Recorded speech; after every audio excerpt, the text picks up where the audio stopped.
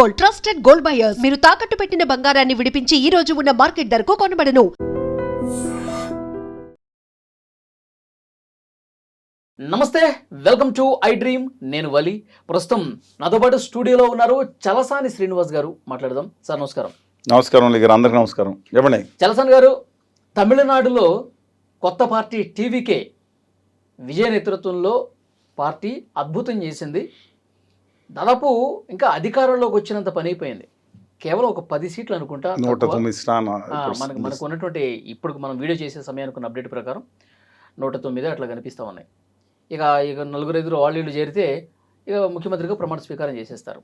అంటే ఎవరికి సాధ్యం కానిది, అసలు ఏ ఎగ్జిట్ పోల్ కూడా ఏ సర్వే సంస్థ కూడా అంచనా వేయనట్టుగా ఏదో ఒకటి అలా వచ్చిన ఎట్లా సాధ్యమైంది సార్? ఎలా చూస్తారు విజయ్ గారి ప్రభంజనాన్ని? మేము కూడా అవకాశాలు డిఎంకి ఎక్కువ అవకాశం ఉన్నాయి, విజయ్ గారికి తక్కువ అవకాశాలు ఉన్నాయి అనే భావన ఉండేదండి. అంటే వ్యక్తిగతంగా నేనంటే డిఎంకే ఒక తెలుగు వాళ్ళ బిడ్డ కరుణానిధి గారు అనేవాడు దక్షిణామూర్తి గారి కొడుకు కాబట్టి అలా ఉండేది. ఈయన కూడా వాసంవాట్ చంద్రశేఖర్ గారు అబ్బాయి కదా, ఏమైంది కానీ తెలుగు వాళ్ళే, అది వేరే సంగతి. అది వాళ్ళు కూడా ఎక్స్పెక్ట్ చేసింది ఏంటంటే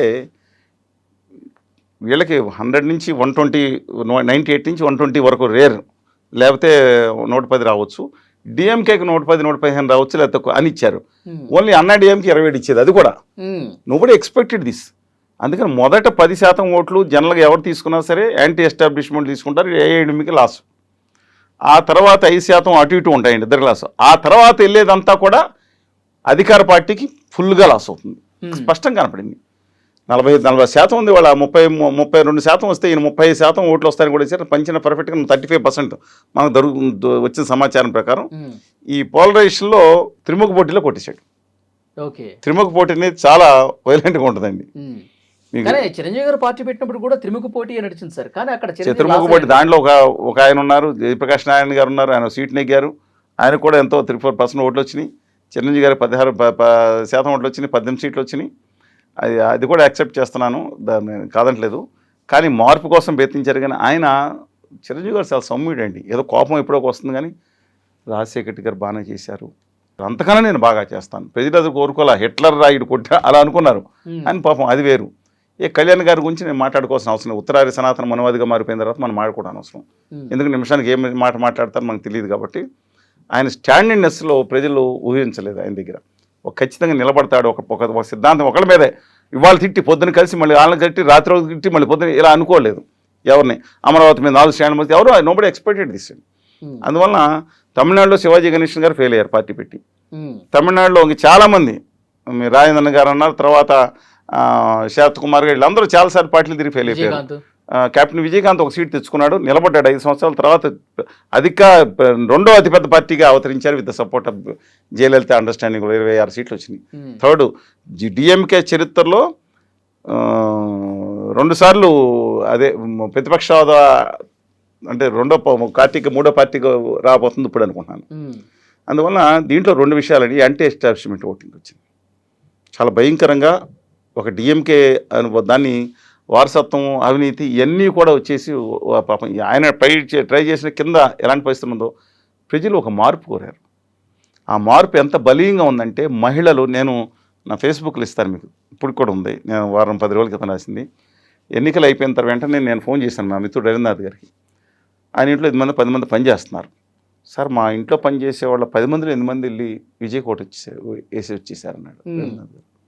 అది అప్పుడే రాశాను. తర్వాత ఇంకో చోట నేను కన్యాకుమారిలో మిత్రులు ఉన్నారు,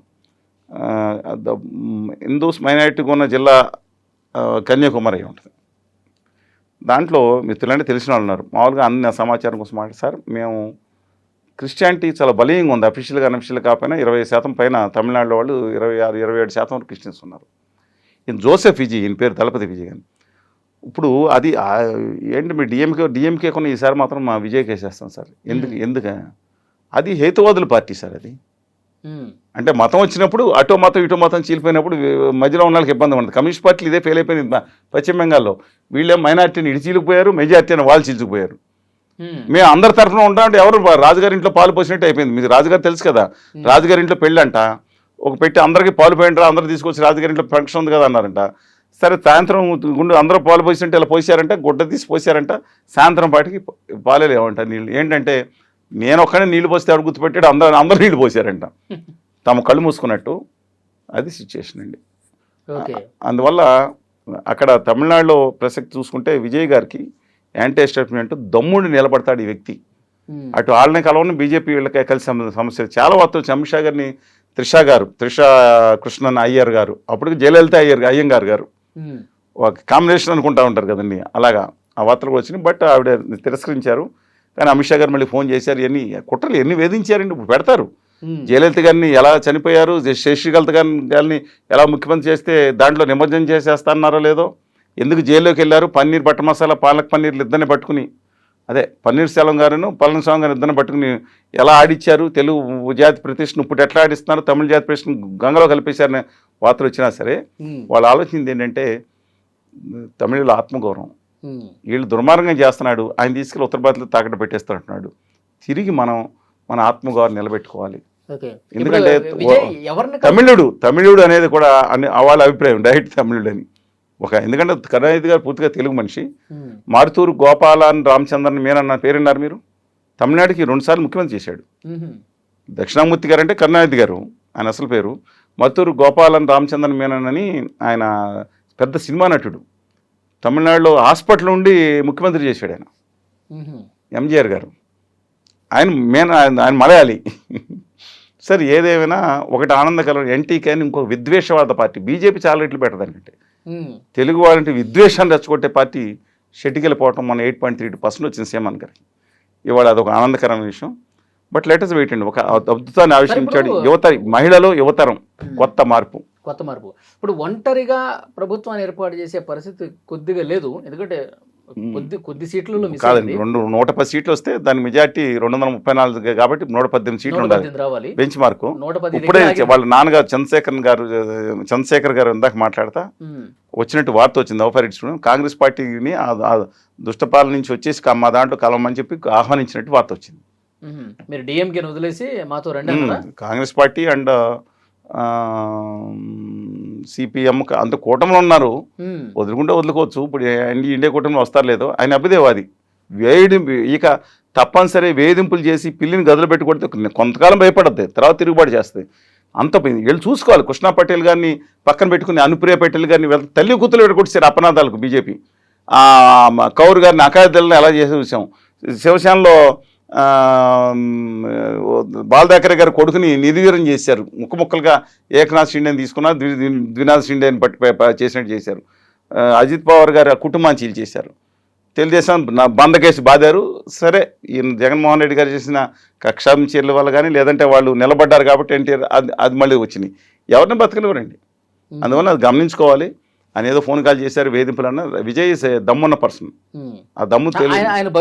ఎన్టీఆర్ గారికి దమ్ము ఎలా ఉందో విజయ్ గారికి ఖచ్చితంగా ఉంది. ఈ దేశ రాజకీయాల్లో ముగ్గురే నాయకులు పార్టీ పెట్టి ఈయన పార్టీ పెట్టి అంతకాలం అయిందండి. మొన్న అంతమంది చనిపోయిన దాంట్లో నుంచి కూడా బయటకు ఎంత వేదన వచ్చింది. తర్వాత విడాకులు మొత్తం తీసుకొచ్చారు. అయినా నిలబడ్డాడంటే ఎంజీఆర్ గారు వచ్చాడు పార్టీ అన్నాడీఎంకే పెట్టి 2 అకలు గుర్తులో ఆయన పెట్టింది. తర్వాత 2 ఆయన ఎన్టీఆర్ గారు 9 నెలల్లో అధికారంలోకి వచ్చారు. ఈయన కూడా అధికారంలోకి వస్తున్నారు. ఇప్పుడు ఈయన రాజకీయ భవిష్యత్తు సాఫీగా సాగాలంటే అంటే బయట నుంచి వచ్చే కుట్రలను తట్టుకొని నిలబడాలంటే ఎలాంటి వ్యూహంతో ఈయన ముందుకెళ్తే బాగుంటుంది? డెఫినెట్గా ప్రస్తుతం సెంట్రల్ గవర్నమెంట్ గొడవ పెట్టుకొని నేను కావాలి అందరు రాజకీయ నాయకులు అది చేస్తారు. తమిళనాడులో నేను ఫైట్ చేస్తాను, హక్కుల కోసం కూడా నిలబడతాను. తెలుగు వాళ్ళ ద్రవిళ్ళ అందరి హక్కుల కోసం కూడా నిలబడే మనిషిగానే భావిస్తాను. అటు ఇటు ఉన్నా let us have a positive opinion. ఎందుకంటే ఫస్ట్ కరుణానిధి గారు వాళ్ళు అంటే స్టాలిన్ గారు నెగ్గుతాం, లేదంటే ఈయన ఉంటాం మంచిది. ఉత్తర భారతీయ జనతా పార్టీ తమిళసై గారు కూడా ఓడిపోయారు. మొత్తం నాకు అర్థం కాదండి. విశ్వగురు గారి శిష్యులు కొంతమంది హైదరాబాద్లో ఉన్నారు, విజయవాడలో ఉన్నారు, లేకపోతే చెన్నైలో ఉన్నారు. వాళ్ళ పోస్టులు చూస్తున్నాను. మా విశ్వగురు అని ఆయన ఉంటారన్నమాట. వాళ్ళేం రాస్తున్నారంటే నాశనం అయిపోయింది ఏది వామపక్ష పార్టీలు మట్టి కొట్టుకుపోయాయి, ఇంతకన్నా మాకు ఆనందం లేదు, వీడు సనాతనవాదం తిట్టిన పోయాడు. ఆనంద్ బాబు అక్కడ వచ్చింది రాజీవ్ చంద్రశేఖరన్ గారు నెమోన్ కాన్స్టిట్యున్సీలో, తర్వాత ఏమో పాలక్కాడ్లోనేమో ఆవిడ ఈ 2 సీట్లే కేరళలో మోడీ సీటు కొట్టు అనే కజ్జికొట్ట అనే సీట్లో 550 ఓట్లు వెనకబడి ఉన్నారు. అక్కడ వస్తే 1-2 సీట్లు, తమిళనాడులో 3 సీట్లు, తమిళిసై గారు కూడా మైలాపూర్లో 3వ స్థానంలో ఉంటున్నారు, సీట్ వచ్చింది. 3 సీట్లు కూడా తమిళనాడులో, అది కూడా అన్నాడీఎంకే దయాభిక్ష. అందువల్ల మీరు అడవలేకపోయారని మాట్లాడకుండా మీరు గెలిచింది 200 సీట్లు గెలిచారు, అక్కడ హ్యాపీ. 100 సీట్లు దాదాపు వస్తున్నాయి కూటమికి అస్సాంలో, హ్యాపీ. అంతవరకు ఉండండి. రంగస్వామి గారు మా ద్రవిడ బిడ్డ, ఆయనతో పాటు ఒక సీట్ వేసుకుని మీరు బయలుదేరండి, పండించారు, ల్యాండ్ వెళ్ళిపోయాడు, తప్పులేదు. అంతేగాని ఆ వామపక్షాలు కూడా సరిగా చేస్తే ఆ పరిస్థితి ఎందుకు వస్తుంది? త్రిపురలోనూ అంత అహంకారంతో పశ్చిమ బెంగాల్ ఉండబట్టే కదా, ఒక గుండాయిజం పెరిగిపోయిందని కదండి. ఆ రోజు పవర్ ఎవరి మీద ఉన్నా తలనెత్తికెక్కుతుంది. బట్ ఈ దేశంలో తాడిత పీడిత ప్రజానీకం తరఫున పోరాడే వాళ్ళు మొట్టమొదటి ఎవరు ఉంటారంటే వాళ్ళే ఉంటారు. అందువల్ల వీళ్ళ ఆనందం ఏంటో విశ్వగురు శిష్యులు అంటే నాకు అర్థం కావట్లేదు.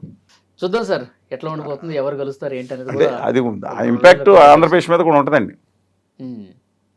చూద్దాం. Thank you very much.